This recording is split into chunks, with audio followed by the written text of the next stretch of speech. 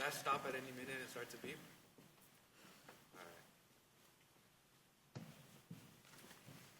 right. All right. We're shooting in 3.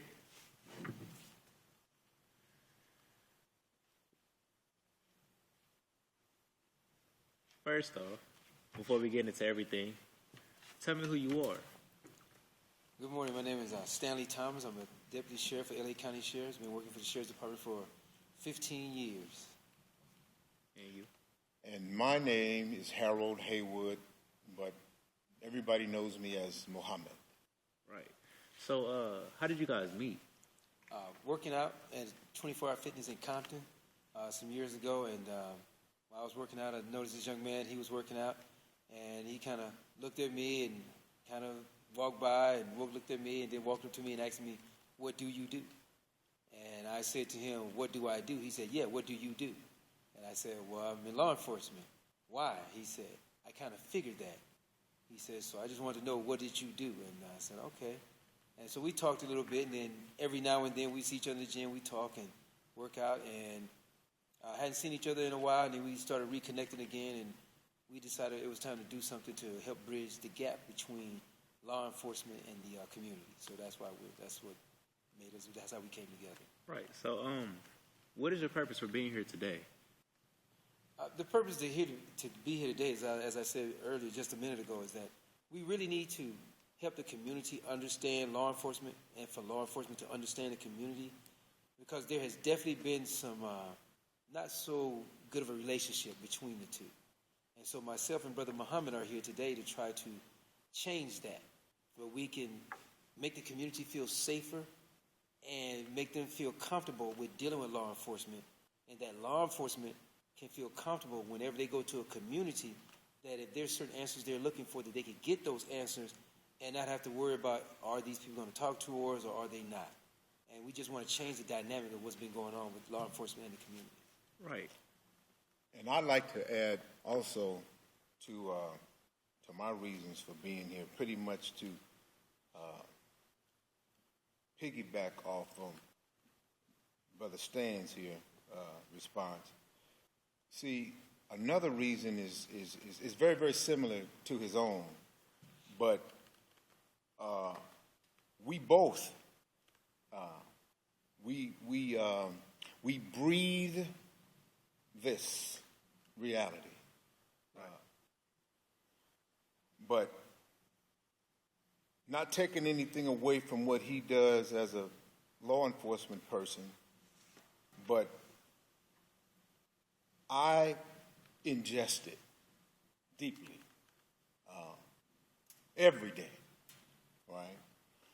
So in saying that, it is a common dynamic in my life to wake up to a reality or a society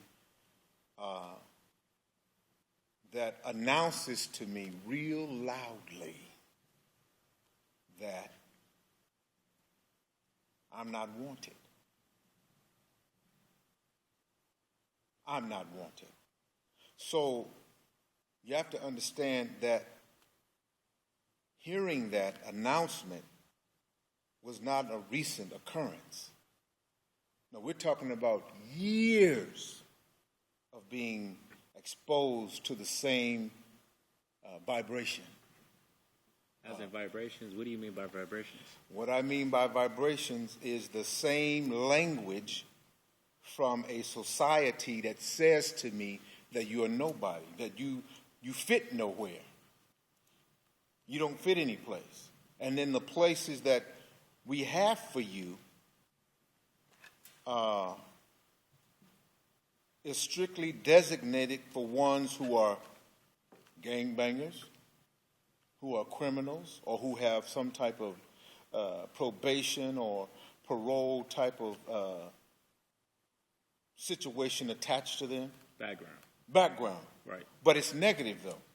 Has nothing to do with having had build me up or cultivated me so that I can, if I'm asked the question, who do you want to be when you grow up?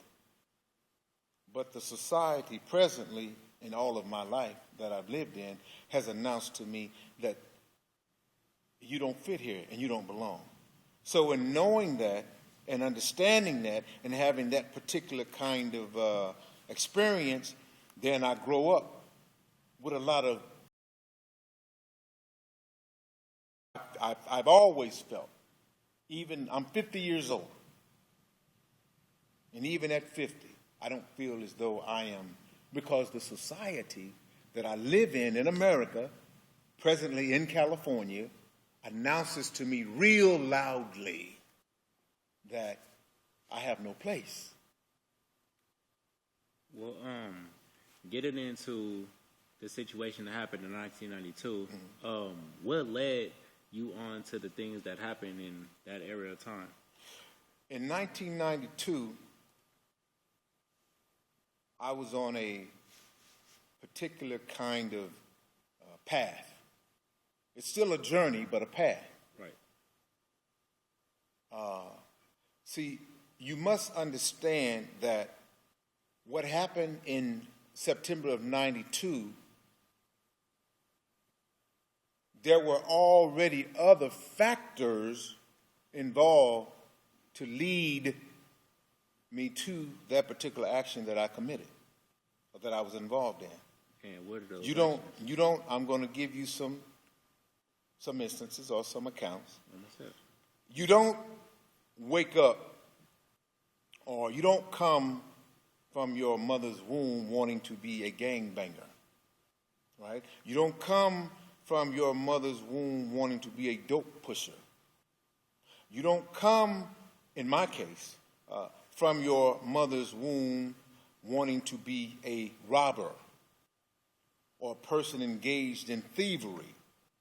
You see, there has to be certain factors involved, certain dynamics involved, a certain climate that you live in an environment as well that you live in that brings you to a certain point in your life. Because, see, as I said before from the outset, if you don't, like myself, if you don't see yourself fitting anywhere in the world, then whatever is example to you in your environment, then you take on one of those or many of those characters.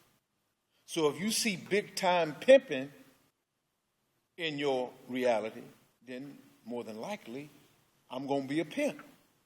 All right? If you see big time drug selling in your community, then more than likely I'm going to be a drug seller.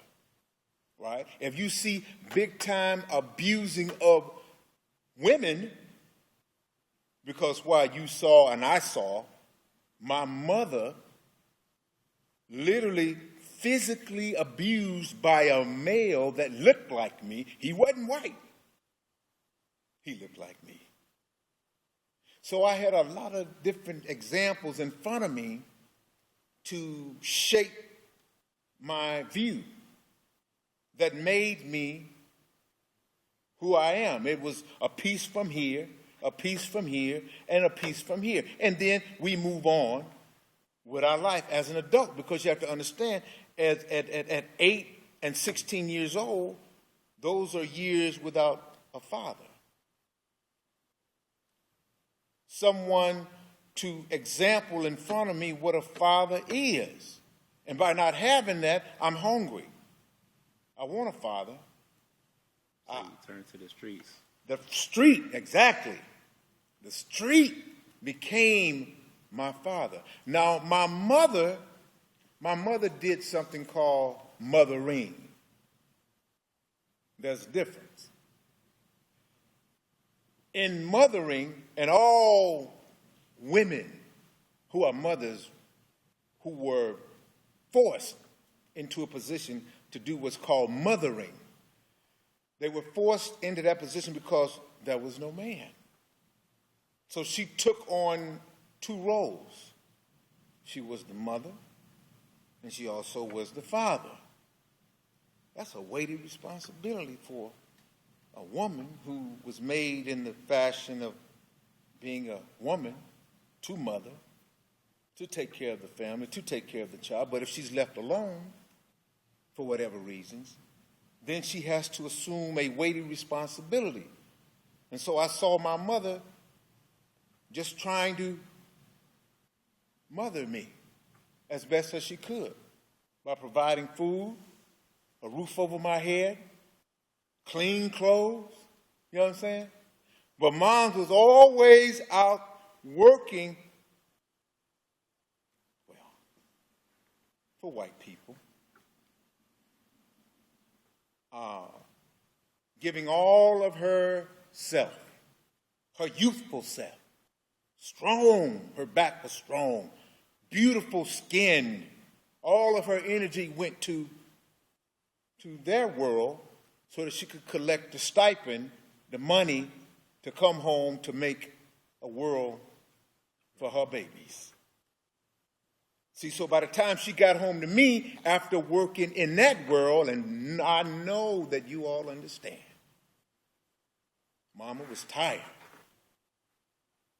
And all she could do was come in and take her shoes off, put the groceries on the table, and if she had a little strength left, fix a meal, feed us, and then hit the sack, get a couple hours of rest, and get up again, most of the time traveling under the covering of darkness so that she could be on time to work in that other world so that she could make a world for me. So I'm angry.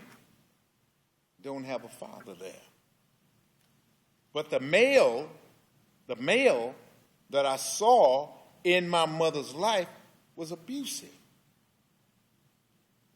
He beat my mother like a man would beat a man with his fist. This man did this. I was a little 5 or 6 year old kid, snotty nose. But I knew that was my mother being harmed. Right? And in seeing her harmed, I run to his leg because I couldn't, big strong black man, I couldn't make him stop, but I had to grab some part of him. He flinged me across the room more than just one time. I was psychologically damaged and affected by that because of the fact that I couldn't defend her against the beast, right, who claimed that he loved her. But his love showed up not only to her, but also me, because I felt it in an abrasive, kind of hurtful way. And then that I couldn't defend her. I internalized a lot of rage and hatred for this human being who was acting other than himself. So at 50, I now know why I'm so angry. And the anger that I had picked up all the way from that period up until 92 was a large, great, it was greatly a part of the fuel that I needed to do what I needed to do in order to survive. So now I'm a man, a male rather, not really a man, but a male, because now in society has already told me that we don't have nothing for you. We don't have a place for you, so, since I don't have a place, and I need to eat, I need to put clothes on my back, you know what I mean? I need to put a roof over my head. And so since society has already turned against me, basically, so I had to make my own way. So I do that. Then I went away from 1992 until June of 2005. But I went away for being involved in a crime of assault on 3 police officers in the city of Orange County. I started out facing 3 life sentences. And after the trial was over, I ended up with 21.5 years in the California Department of Corrections for assault on 3 police officers in the city of La Palma. You see, I didn't plan to assault police officers. I was out of my mind, man. what led you to actually, I can't say hatred, have the hatred? What led you to actually approach the police officers in the aggression that you did, and come at them the way you did? Oh, partly because you have to understand, I'm not myself. I'm full of rage. So I gotta strike out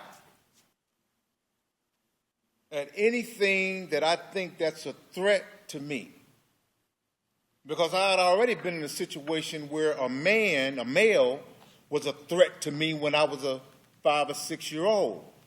And when I tried to fight and defend my mother, who was being beat, literally, it built up a kind of anger.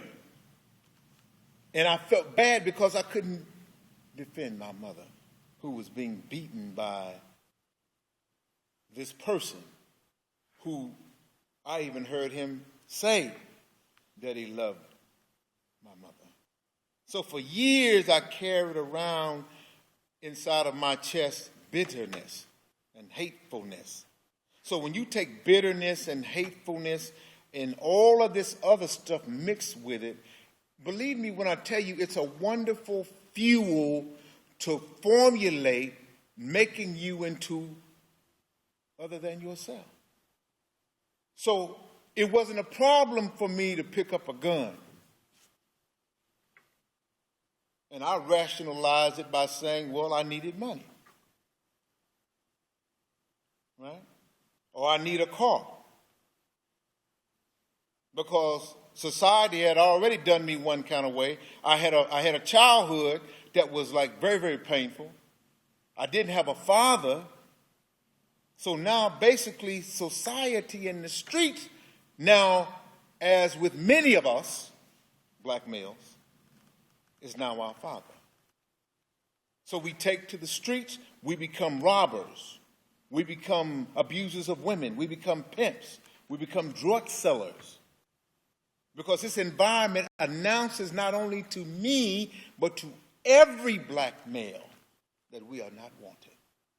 And if the dynamic has already been set up where the father has already been literally removed from the home, then that's the start of a downward spiral, you understand me, that could lead to nothing but negativity, robbery, not liking authority, hating the police, man. Huh? I got a question. Yes, sir. What is your purpose for such a strong dislike for the police? Again, it has to do with, the best example that I can give you is not really hating the police. Understand that. What it is, it has to do with how I'm handled as a human being. I was never handled properly. What were some of the situations that you've been in where you were mistreated or mishandled? Being incarcerated is a terrible, humiliating, degrading process.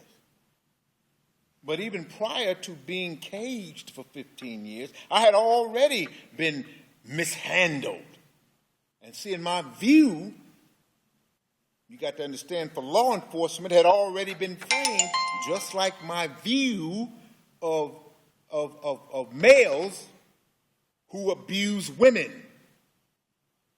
See, even to this day, I don't like to see men beat their women or mishandle them. Why? Because I seen my mother beaten by a male that looked like me. Law enforcement mishandled me because it used a rule that said he's one of them. Look at the book. There his picture is. Let's roll him like we roll all the others. Lump him in the, unbeknownst to them, they didn't know how that was going to affect me in 1992. Hell, I ain't in love with you, man. Why? Because you're not handling me with kid gloves. You're not showing me love. You know? Matter of fact, you are announcing to me that I don't even have a place. So when I stand up against you in broad daylight, Mr. Policeman, Mr. Judge, Mr. Banker, Mr. Governor, Mr. Human Being or Miss Human Being that has more than what I have,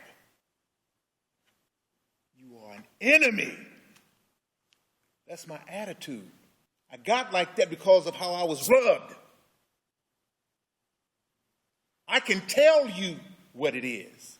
And most of us who have been rubbed, they don't know the words, man. They don't have it because it chokes them up. What was your first age when you first had your first encounter with a police officer? About 16 years old when I first came to Southern California from Memphis, Tennessee. And what happened then? Oh, that's an interesting question. No, I'm going to high school. I was in the 11th grade. I was attending Woodrow Wilson High School in Long Beach, California. You all might know where that is. Oh, it's a white neighborhood, you know, because you got to understand, coming from the Midwest to Tennessee to California, it was a culture shock for a black boy like me.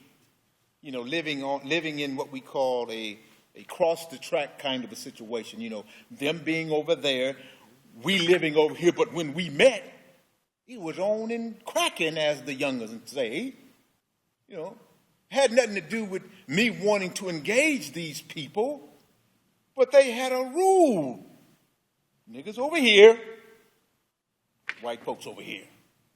So when I came out here, it was a whole totally different reality. But anyway, I'm on the bus stop in Long Beach, California, going to school, like I normally do, and I was approached by a police unit. I didn't know why. Well, naturally, I was nervous because, you know, I mean, I seen Dragnet on TV, and that might be before your time, right? You know what I'm saying? Gunsmoke, to me, that was like police too, him and his homie Festus and all them cats, and they was doing the law enforcement. So it's like, so I'm like, well, I can't say anything. I'm waiting for them to say something, and they did say something to me. You know, like stand on the hood, come down off the bus stop and stand on the hood of the police car. Well, I mean, naturally I had to, and I did comply, and I'm wondering what's going on. And I stood in that position with my hands on the hood of this police car, and if you ever done it, with the engine running. Brother, the hood of a police car with the engine running is hot. Do you understand? Yes, sir. Hot. And I stood in that position for quite some time. And I noticed that another car was brought in. And I noticed that these people, there was a couple of females and, of course, the driver, and then they just drove by real slow, and then they was like looking at me and like, what are they looking at? So to make a long story short, to speed it up, come to find out after the initial officer that approached me finished his little, whatever his process that he does and running me, I guess, to see if I had warrants or if I was on probation or whatever, then he explained to me that this lady got her purse snatched from her. She was robbed, and that I Fit the description of the man that committed the crime. And I'm thinking, y'all see me with my backpack. I already told you I was on my way to school, and now I'm a robber. I fit the description of a robber of this white woman. You know.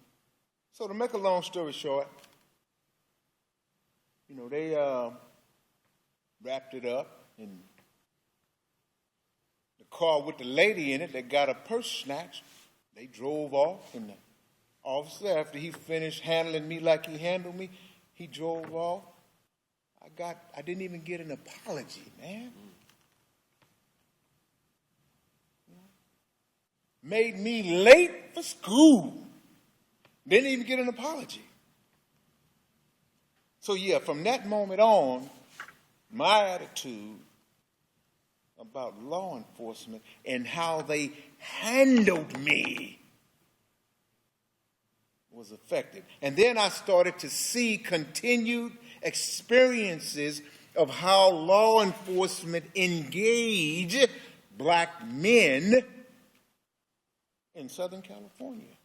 And then I started seeing accounts of it in other neighborhoods because I lived in a white neighborhood, so I had to start getting out of Long Beach and 4th Street over to 19th and Atlantic, Long Beach, 19th and 20th and over there, North Long Beach, L.A. Compton. And all I could see was when I saw these black men that looked like me being handled, my dislike of them grew. Since 1992, after the whole thing that happened, Yes, sir. how have you bettered yourself as a person? You know what? I'm glad you asked that question.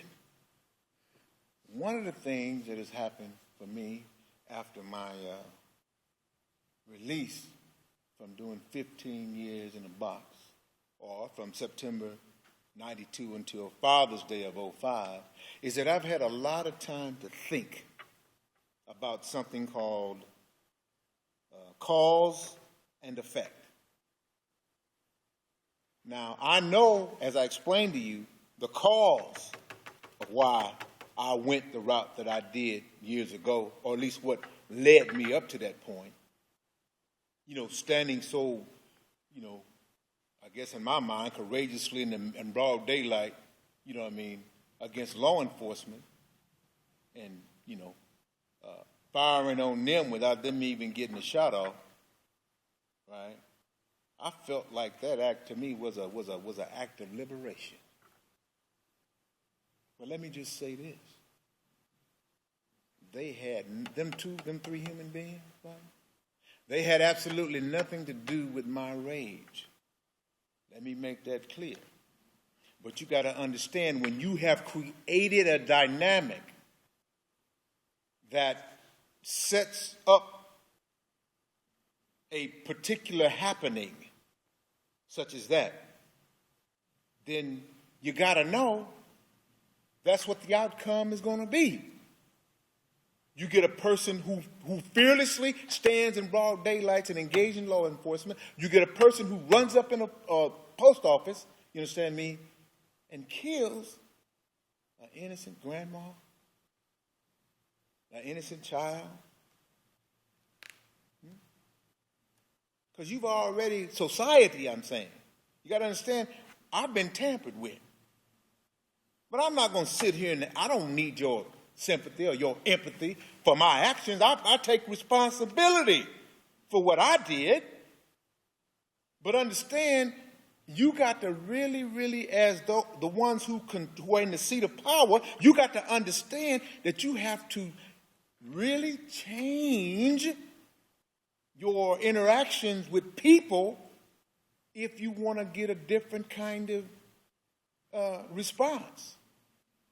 Because the more you leave me unemployed, you close the door, you play games with me, you make promises that you don't keep, you have me believing in something that ain't really going to be real, and then that's all continually repetitive. Listen, eventually I'm going to wake up and say, well, I'm not going to say what I really want to say, but but you feel me. Yeah. You all feel me. You feel me, right? Absolutely.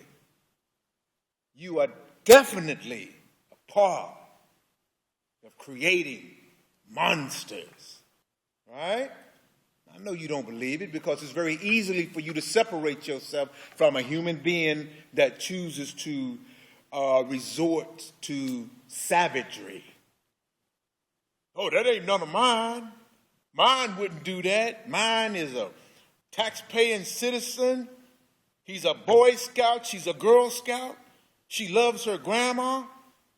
She cooks cupcakes on Sundays for the church. Yeah, right. So, Let me say this. The department I work for houses the largest population of persons with mental issues.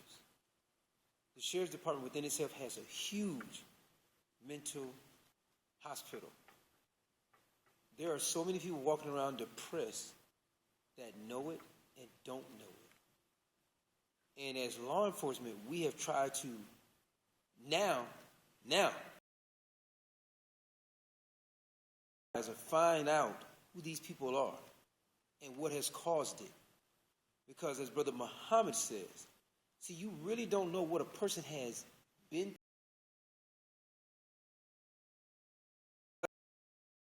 Wakes up and say, I'm going to be a murderer. I'm going to rob banks. I'm going to join a gang. I'm going to blow up buildings. You don't wake up like that. Something has happened to you that caused you to have that kind of mentality.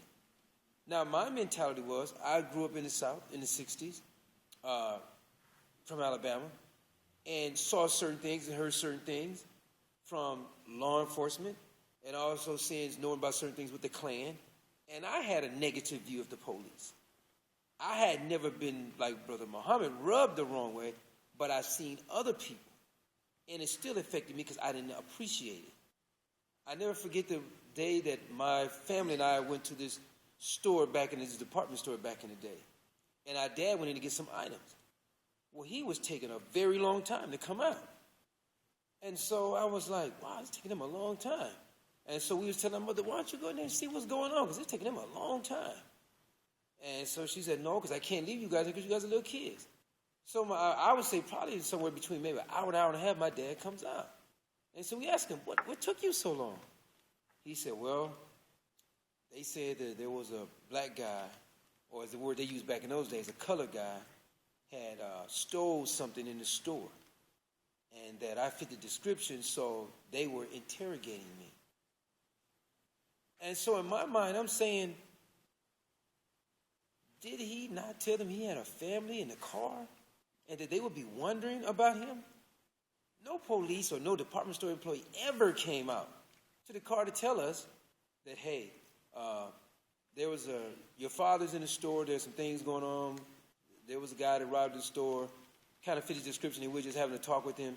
If everything is fine, we're going to let him go. Never happened. Never had no policeman like you would see on the movies or in Leave It to Beaver being friendly with the neighbors. Never happened.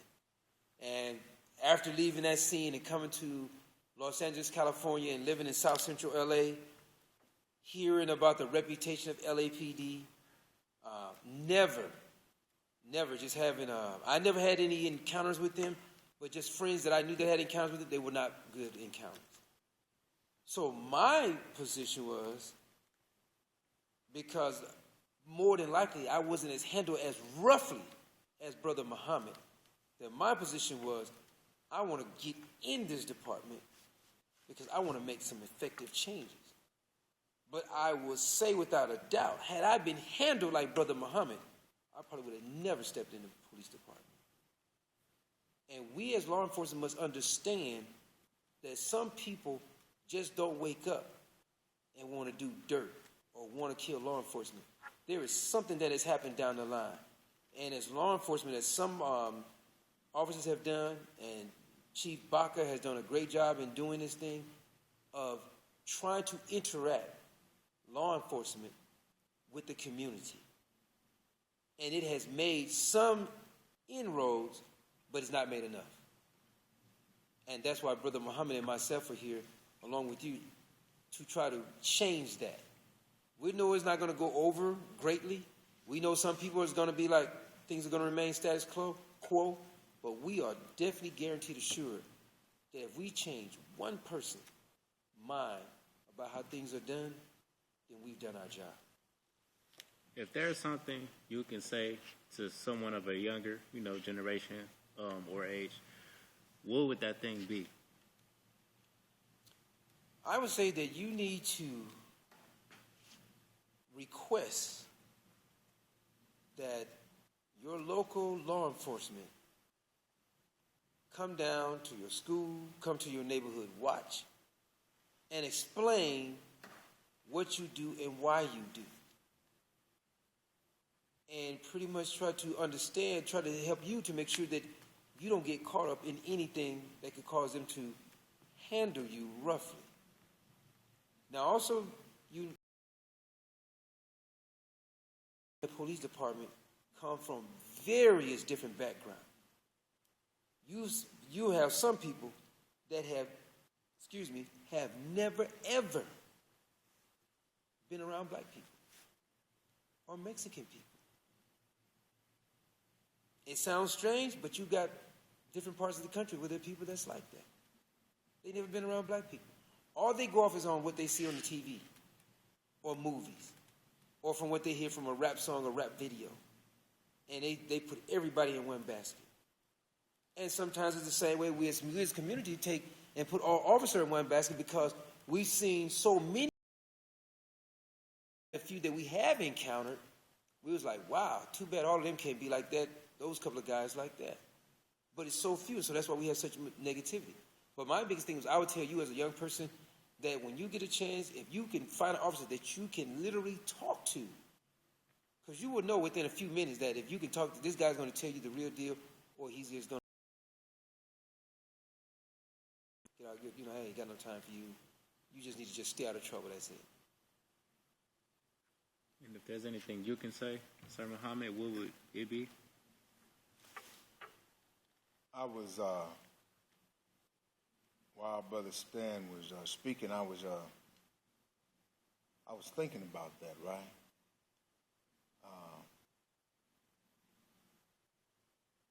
The question is, what kind of message do I have for you and other youths of today that they could use? And the first thing that comes to my mind, and it really comes from a particular dynamic, meaning the present life that you are living in as a youngster. What is exampled in front of you, and who is that's exempling that thing or that conduct in front of you? See, because to have a good example in front of you as a young black, brown, red, yellow, or white male, that's paramount to your chest cavity moving up and down. That's something of value, right? So, speaking from a real dynamic of most black males having that issue of being raised, not all, but it's a large happening in our community, being raised by a woman by herself, finding an example in a real, live, sane, rational, in tune with himself, no identity crisis, God-fearing man with wisdom, insight, life experience, to be a guide through this confusing maze called America or the American experience. Well, sorry to cut you off. I believe we're running low on film. No, the card is full. Okay. All of them are? No, easy them. Okay. Pause them. And we can get back to that actual thing, that last question, that we could wrap it up. You know. Okay. Hey, no, I was gonna say, don't you wanna go change that